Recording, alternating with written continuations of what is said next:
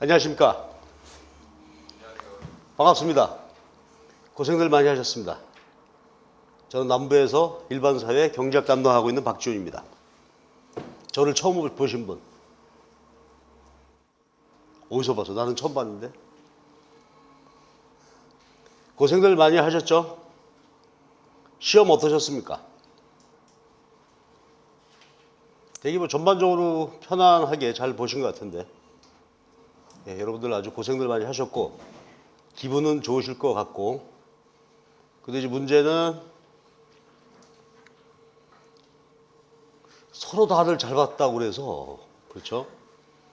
여러분 이제 실수를 좀 적게 하신 분들이 행복하실 것 같고 그렇습니다.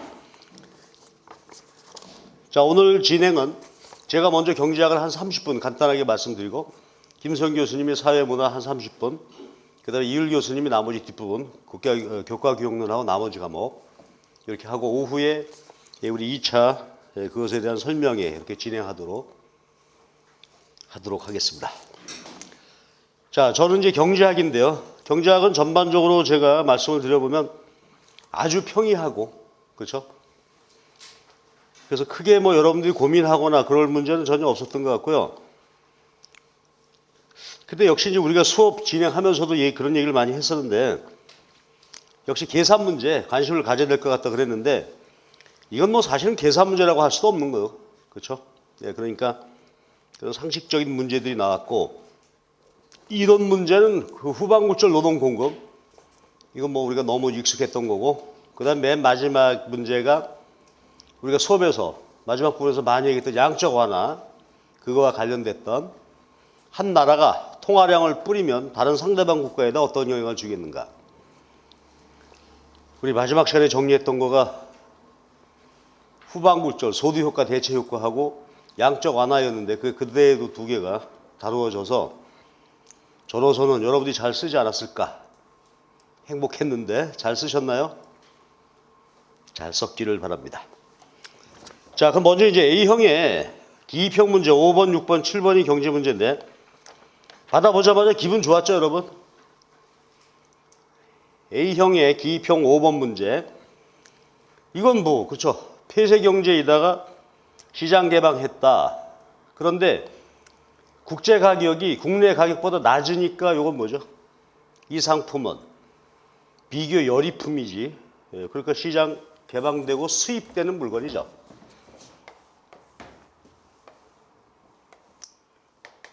여기인데 국제 가격이 싸. 그럼 뭐 가격이 내리게 되면 이 가격으로 내리게 싸게 들어오게 되니까 국내 생산량 줄죠. 국내 소비량은 증가해서 자, 요만큼 이제 수입이 되게 되지. 그러면 이 그래프에서는 딴 거 없지. 요거 찾아라. 요거 찾아라 그랬는데, 요거 완전히 퀴즈 문제죠. 어떻게 찾을래? 이거 찾았어요? 몇 개 나옵니까? 몇 개? 그죠? 30개. 기울기 찾으면 되지. 뭐 찾았냐? 영주야? 진짜로? 찾았지? 이거 재밌잖아. 그쵸? 자, 여기가 60개야, 60개. 60개인데, 여기 절편이 12이죠? 여기 18이니까, 여기가 60이고, 높이가 6이니까 기울기가 얼마야, 이게? 10분의 1이지. 10분의 1인데, 요 높이가 21니까 여기 3이죠. 그럼 여기 밑변 길이 얼마겠어? 10분의 1, 10분의 1이니까 여기 30개. 됐지? 이거 보고, 아, 우리 교수님 왜 이러셨을까? 그렇죠? 그래서 우리가 이제 가격이 내리게 되면 국내 생산량이 줄고 소비량 증가해서 수입하게 되는데, 그 수치 찾는 거, 선분의 비례 관계를 이용을 해서 수치 찾는 그런 이제 간단한 그런 문제였습니다.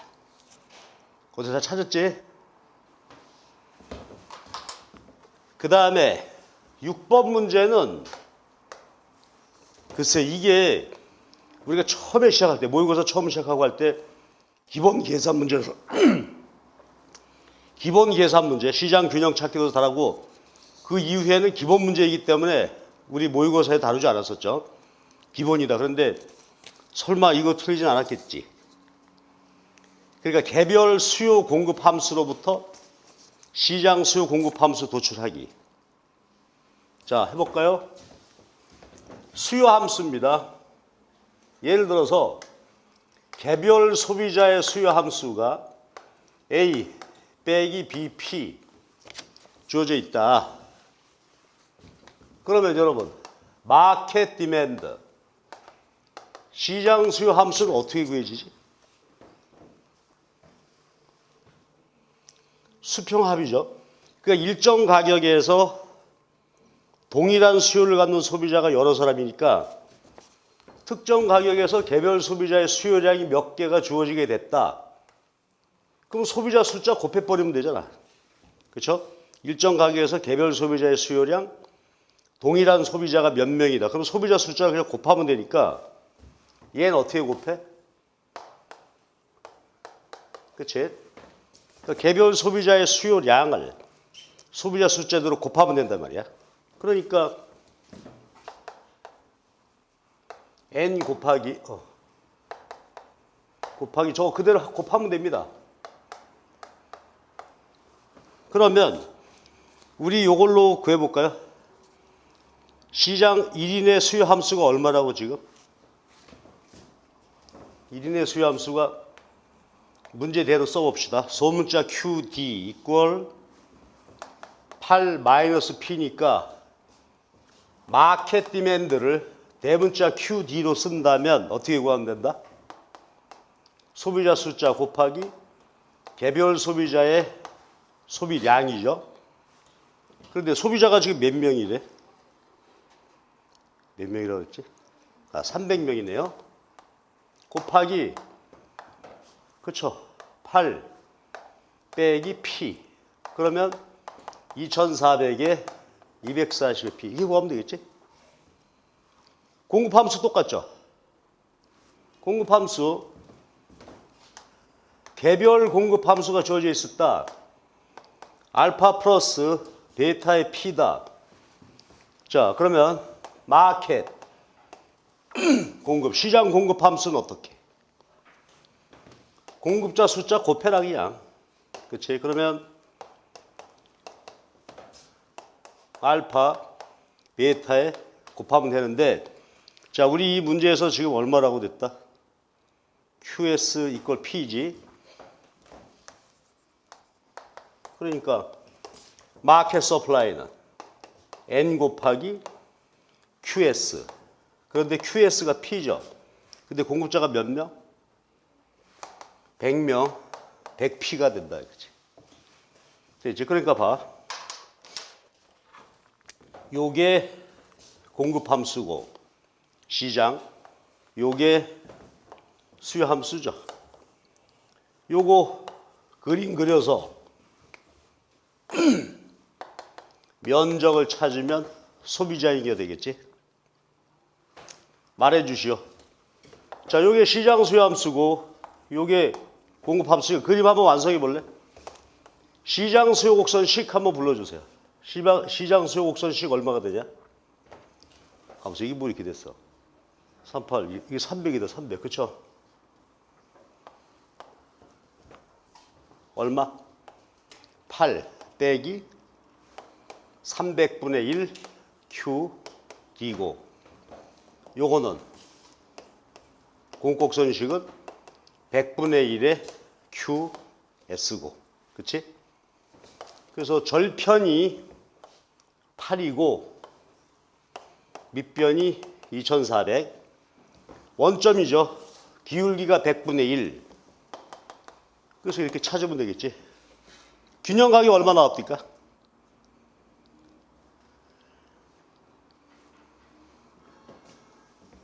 너무 어렵지? 그렇죠? 균형 조건 찾으면 그때 계산했을 때 얼마 나왔더라? 안 구해줘도 되지? 그치? 요거 여기서 해보면 되겠다. 2400 빼기 300p 100p니까 가격이 얼마야? 406이네, 6. 그렇지, 6이고 시장 거래량은 가격이 어디 갔어? 6이니까 600인가요? 그래. 그러면은 요 면적이 얼마야?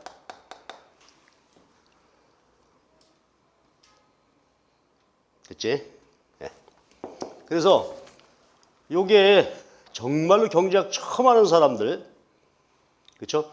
시장 수요 공급 함수 도출하기. 이 문제가 나왔어. 요거 다 풀었죠?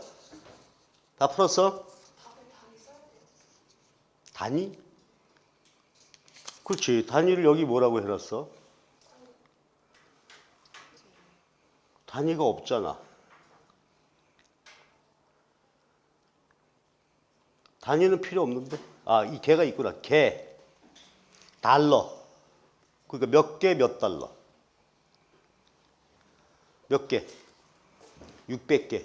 소비자 잉여는 면적 구해서 이만큼 달러. 600달러 아니지? 삼각형 면적 얼마야? 600 맞구나. 그렇죠. 600달러, 600개. 됐죠? 다시 질문의 요지가 뭐야?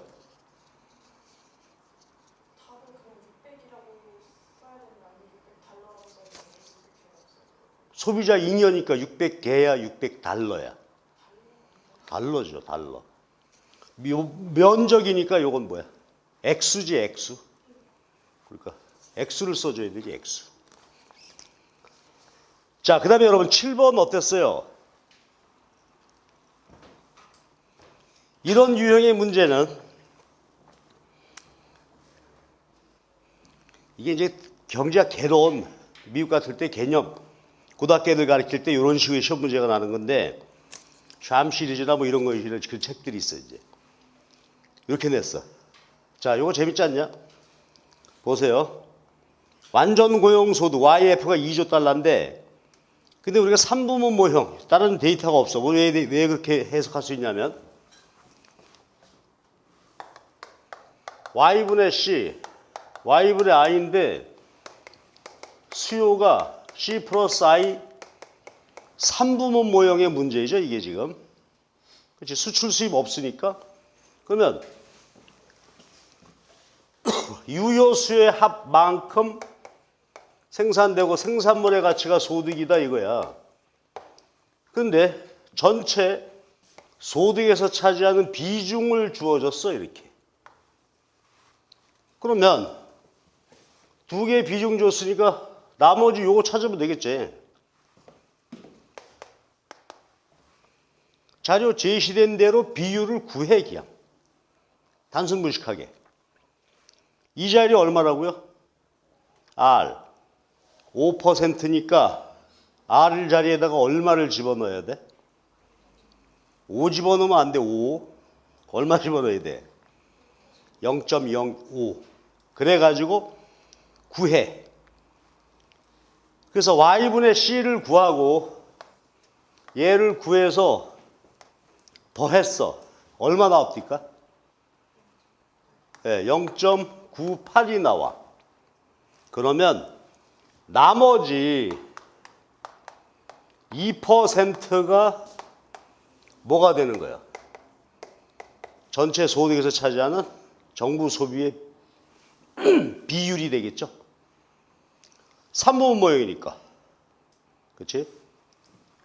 근데 기억이 정확히 이거 해설 답을 안 줬다라갖고 그런데 몇 합쳐서 98%가 나오니까 2%야 얘가. 그러면 2조 달러 2%면 얼마? 여기까지 풀어놓고 2조 달러 2% 못 구하면 꽈당이지.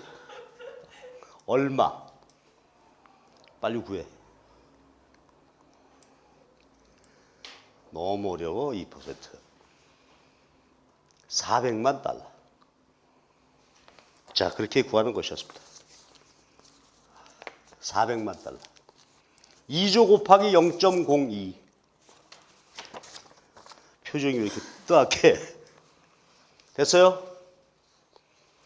그러니까 문제 그런 재미 있는 문제였습니다.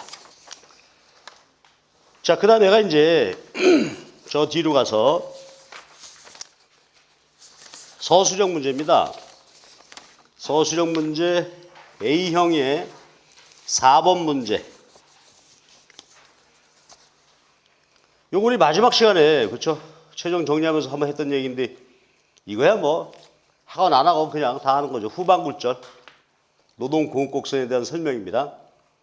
후반굴절 설명 안 해도 되겠죠. 어떨 때 후반굴절 현상이 나와?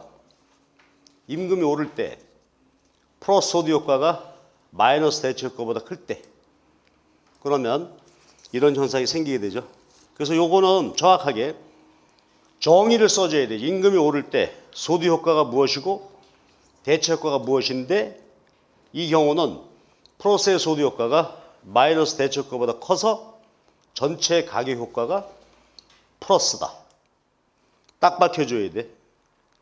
그러니까 이런 문제가 쉬운 것 같아도요. 그 중에서 단어 하나 빠뜨리면 그대로 감점이야. 그건 반점 이상을 감점. 나부터 믿어 그럴 것 같아. 기본 문제에 대해서 단어 하나 빠뜨렸다. 그럼 그건 3분의 1 점수밖에 안 주지. 그러니까 쉬운데 조심해야 돼. 왜 틀렸는지, 나 맞췄는데? 맞춘 게 아니야, 그거는. 예, 기본 문제에서, 어려운 문제에서 내용이 긴 데에서 한두 개 실수했다 그러는 거는 넘어가지만은 이런 거가 조심해야 된다. 100% 완벽하게 써요. 놓치면 안 된다. 그렇지? 그래서 우리가 기본이 중요한 거야. 어떻게 완벽하게 썼을 것 같아요? 자, 갑니다. 어떻게 썼나 한번 해봐봐.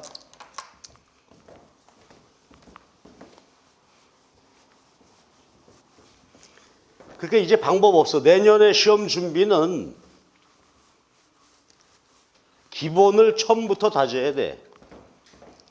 올해에도 우리가 하반기에 많이 경험해봤습니다만 서술형 문제에서 삑 하면 가는 거예요. 기평은 내가 보기엔 변별력이 없어요. 그렇잖아요. 누구나 다 맞추지 이거 틀린 놈이 어디 있겠어. 결국 서술형 문제에서 당락이 될 것 같은데 서술형도 지금 요구하는 것은 뭐죠? 한 문장에서 세 문장으로 끝내라 이거야. 그 안에서 에러가 나면 안 되니까 아주 정확하게 해야 돼. 핵심을 파악해서. 그러면 공급입니다. 노동 공급의 풀이는 기본적으로 어떻게 풀어가는 거야? 첫 글자를 뭘로 잡았어?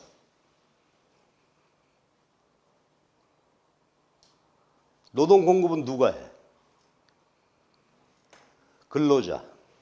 근로자는 소비자야. 소비자의 행동 준칙은 제약하의 효용 극대화야. 무슨 제약?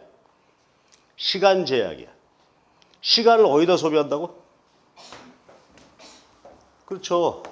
근로자가 주어진 시간을 어디다 소비한다? 어디다 소비해? 노동 얘기 나오면 벌써 틀린 거야, 그거는. 말해봐. 빨리.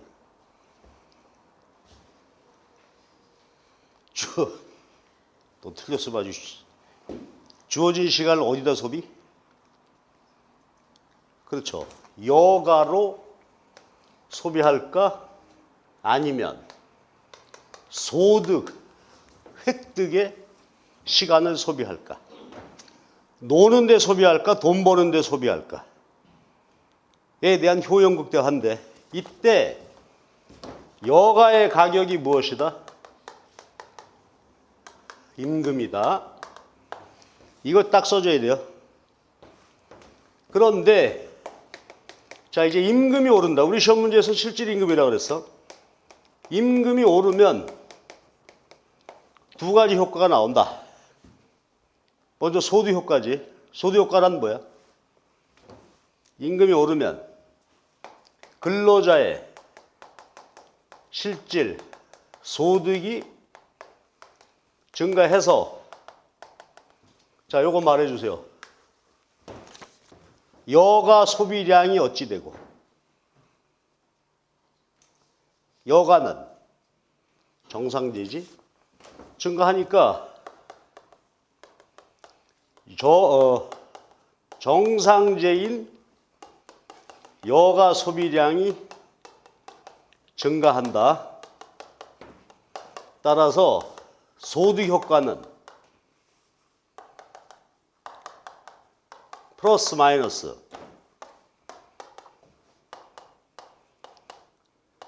플러스이다. 그 다음 실질임금 여가의 가격이지 오르면 어떻게 되는 거야? 여가의 상대 가격이 오르죠.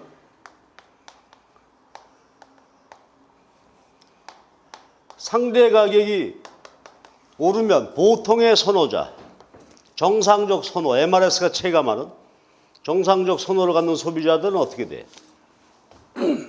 상대적으로 비싸진 여가 소비량을 어떻게 돼? 줄인다. 상대적으로 비싼 거 줄이는 거, 이게 대체 효과죠. 따라서 대체 효과는 뭐야? 부이다. 부. 마이너스죠. 그래 놓고 이제 마무리하면 되지. 그런데 후방 굴절은 어떨 때 나타난다? 플러스의 소득 효과가 마이너스 대체 효과보다 클 때. 그렇지? 왜 그러냐? 여기 보세요. 소득 효과가 플러스란 말은 뭐지? 여가의 가격이 오를 때 소비량이 증가하니까 노동 공급량이 줄지. 여가 소비량이 줄이니까 요건 노동 공급량이 증가하죠. 그래서 이렇게 마무리가 돼야 되지. 뭐 여러분 모르는 거 전혀 없고, 그 대신 내가 강조하는 것은 기본을 놓치지 말고 잘 써라. 그러니까 내년도 경제학 공부는 내가 보기에 올해도 그런 얘기 많이 했습니다만 복잡한 얘기 깊게 갈 거 없다. 그렇죠? 기본을 제대로 해라. 우리가 작년 하반기에 올해죠. 하반기 공부하면서 많이 반성들 했단 말이야. 그러니까 기본을 하여튼 제대로 정리해 놓고. 자, 그래서 됐고요. 그 다음에 이제 B형 문제에서 서술형하고 논술형이 있었는데 서술형은 경제학이 없었고 마지막 논술형 문제가 하나 나왔었는데 2번 문제입니다. 문제를 아주 친절하게 주셨어요. 그래가지고 하나는 그 교과 교육, 사회과 교육 그 과정에 대해서 상황을 줬고, 나아가 그 통화 정책에 대한 수업에 하도 많이 이제 얘기했었는데 양적 완화 정책에 대한 얘기죠. 관련된 주제. 근데 여기서 뭐 양적 완화 이런 말을 안 쓰고 내용은 그 내용을 물었어. 자, 그럼 나를 읽어봅시다. 이에 나. A국이 통화량을 확대할 경우, 즉 미국과 일본이 양적 완화 정책을 썼다 이거요. B국에 어떤 영향을 주겠는가? 우리나라 어떤 영향을 받느냐? 이거 질문이지.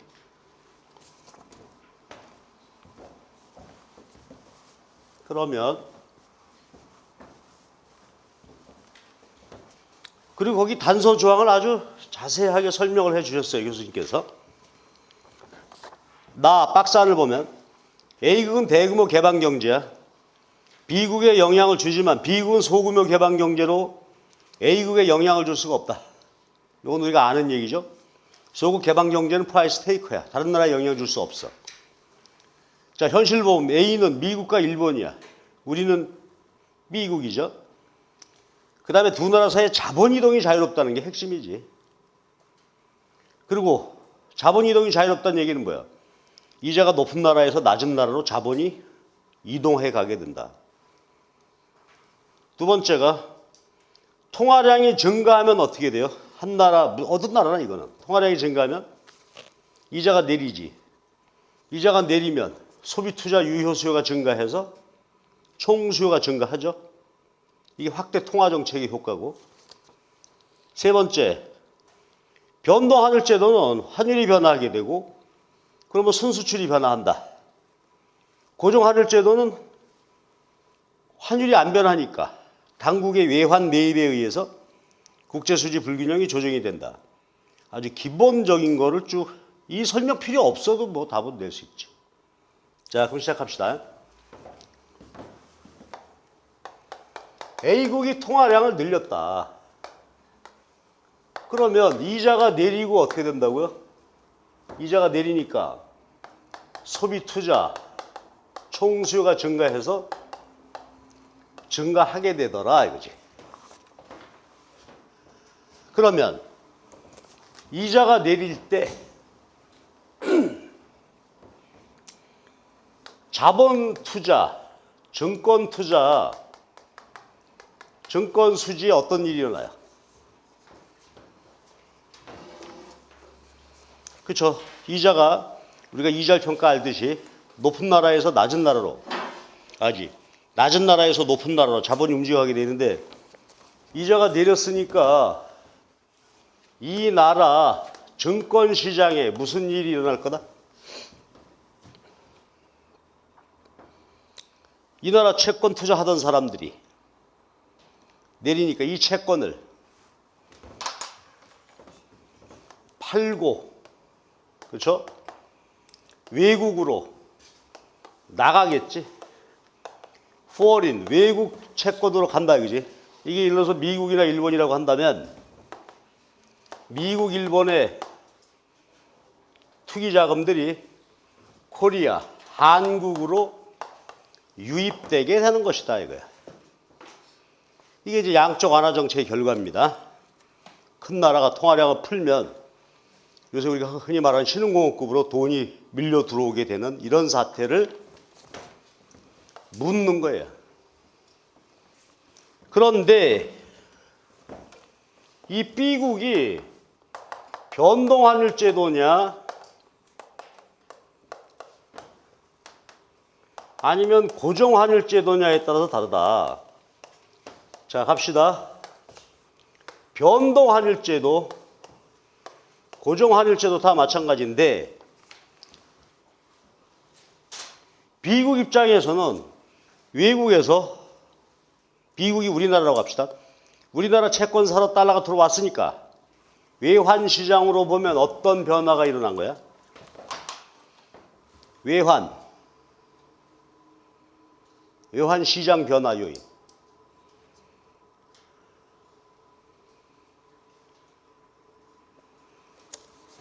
아니 이거는 기본이잖아.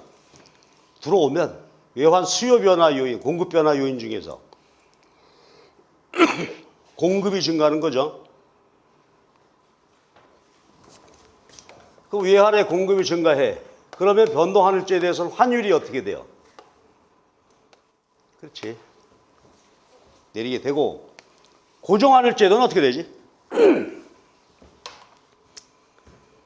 외환이 유입되니까 공급이 증가했는데 환율이 내릴 수가 없어. 그러니까 초과 공급이 그대로 이제 유지가 되는데 내릴 수가 없는데 그렇다면 이 외환의 초과 공급 상태를 누가 해소시켜 주는 거야? 당국이 어떻게? 그죠? 들어온 달러를 당국이 매입해 주죠. 그러면 한국은행이 그죠? 시중의 달러를 매입하게 되니까 통화 공급 함수로 해석해 보면 어떻게 돼? 본원 통화가 증가하게 되지.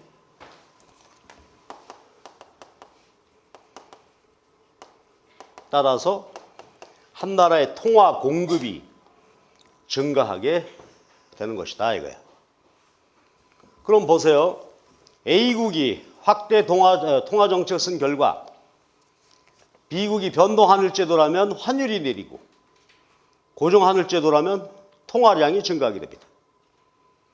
됐지? 그럼 뭐 됐다. 환율 내리면 어떻게 돼? 달러 표시 수출 가격이 내려서 아니다. 올라서 수출이 줄고 원화 표시 수입 가격이 내려서 수입은 증가하고 그러니까 순수출 수요, 국산품에 대한 순수출 수요가 어떻게 돼요? 줄지.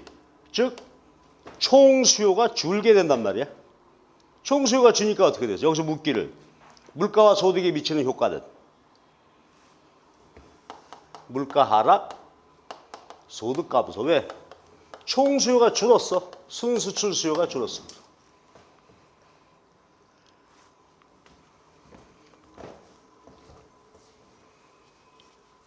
그 다음, 자, 이번에는 이제 이 나라가 고정환율제도야. 고정환율제도라면 당국이 달러 사들임과 통화량이 증가했으니까 어떤 일이 생길까요? 대외 요인에 의해서 이자가 내리고 소비 투자 총수요가 증가해서 이건 반대지. 그렇지? 그래서 물가가 오르고 소득이 증가하게 되는 것이다. 됐지? 내 생각에는 100% 맞춰야 돼, 이거. 그렇죠? 이거 기본 중에 기본인데, 자, 이것이 이거다, 이거지. 이거 누구나 다 맞추는 얘기인데, 다시 한번 내가 아까 얘기 똑같은 얘기 반복이다. 아까 후반굴절 얘기나 요거나 요거 교과서 원론이죠, 원론. 아무 군더더기 없이 핵심만 딱 떨어지게 묻는 거, 본질만. 네, 그러니까 만약에 여기서 실수를 하고 뭐 군소리, 딴소리 했다 하는 것은 근본적으로 다 흐트러가지고, 그렇지? 아, 요거 기본을 다시 한번 봐야 되겠다. 이런 생각을 하셔야 된다 이거야. 그러니까 요 기본이잖아요, 그렇죠? 환율 제도에 대한 얘기고, 통화 정책, 대외 요인, 그리고 이거 어떤 점핑은 없어. 논리를 분석할 때 그 논리대로 그대로 가서 분석을 해야 되죠. 그렇지? 자, 잠깐만요. 그래서 요 얘기를 여러분들이 정리가, 요게 정답입니다. 그래서 여러분들이 뭐 잘 썼을 걸로 믿는데 여기 딴소리 들어가는 건 안 돼. 이외의 얘기는 잡다한 얘기 다 필요 없습니다. 그래서 되게 잘 썼을 걸로 믿는데 글쎄 모르겠습니다. 자, 그래서 전반적으로 다시 한번 정리해보면 기평 문제에서 계산 문제가 3개 나왔는데 거기서 뭐 솔직히 말해서 의미 있는 계산 문제는 딱 한 가지였고, 그렇죠? 시장의 균형 찾는 문제 하나였고, 나머지는 뭐 퀴즈 그냥 그런 문제고, 이런 문제가 기본을 묻는 것이었지. 최저임금제하고 이 문제인데, 제 생각에는 우리가 흔히 하는 말대로 말이죠. 기본에 충실하면 다 공부했어요. 뭐 혼자서도 잘할 수 있었어요. 뭐 이런 거죠. 학원에 괜히 왔어요. 뭐. 그래서 여러분들이 잘 했을, 경제학은 잘 했을 걸로 믿고, 다른 과목은 제가 잘 몰라서 코멘트하기 어렵고, 그래서 경제학은 나름대로 행복하지 않았을까 하는 생각입니다. 자, 고생들 많이 하셨고요. 질문을 이제 받도록 하겠습니다.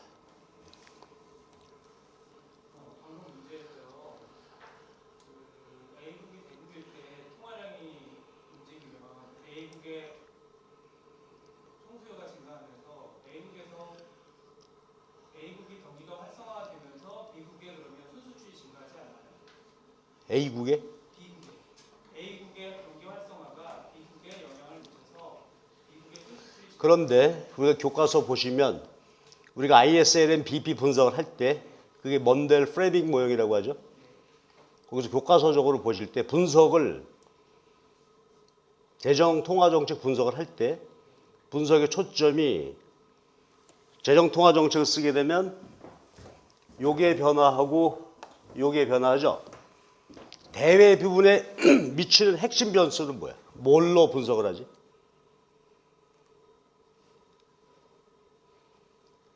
이자율 변동입니다. 이자율 변동으로. 그러니까 이 나라의 소득이 변화해서 수출입이 변화하는 비중, 그 역할보다는 이자율이 변화해서 변화하는 것이 핵심이야. 이게 먼델 프레밍, ISL의 BP 모형의 핵심입니다. 그러니까 대국의 소득이 변화해서 수출입이 변화한다. 그 효과보다는 이자율 변화에 의해서 환율 변화 가져오고 여기 통화 변화 가져오고 이 파급 효과가 훨씬 더 크다는 얘기예요. 그거 섞어버리면 안 돼. 그럼 문제가 풀리질 않습니다. 요거 내기가 아니라 교과서, 먼델 플레밍 모형, 분석 프레임이야, 그게. 예. 그 교과서 다시 한번 확인해 보시기 바랍니다. 다른 질문. 근데 질문할 게 없어, 그렇죠? 경제학은. 그래서 여러분 아주 고생하셨고, 근데 이제 걱정은 혹시, 그렇죠?